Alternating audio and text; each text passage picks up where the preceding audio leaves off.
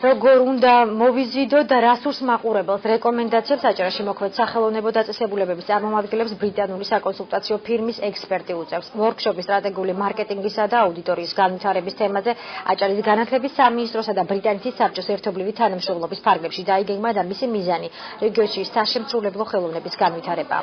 Ვორქშოპის ფარგლებში მონაწილეები აუდიტორიის ანალიზს გააკეთებენ, რის შემდეგაც ერთგვარი სარეკომენდაციო სახელმძღვანელო დოკუმენტი შეიქმნება.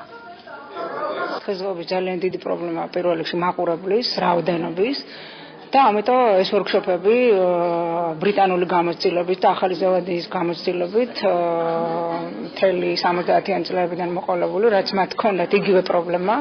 ჩვენ გვიზიარებენ სპეციალისტები ამ პრობლემებს და ამის მიხედვით ჩვენ უნდა დავგეგმოთ სამომავლოდ მაყურებელთან ურთიერთობა. პროექტის განმავლობაში მოხდა კონსულტანტის ჩამოყვანა ბრიტანეთიდან, რომელიც გაეცნო აჭარის სახელოვნებო ორგანიზაციებში არსებულ მდგომარეობას აუდიტორიასთან მუშაობის კუთხით და გარკვეული რეკომენდაციების შემოგთავაზა შეადგინა რაღაც სახელმძღვანელო დებულებების კრებული, უпростоად რეკომენდაციები, რომლის საშუალებითაც უკვე რომელიც გახდება საფუძველი იმისათვის, რომ პრაქტიკულად შეიმუშაონ ამ ორგანიზაციებმა საკუთარი მარკეტინგული გეგმა.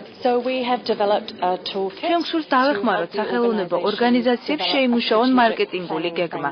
ამოსავალი ამ სტრატეგიის არის ორი რამ: ორგანიზაციის ხედვა და მისია.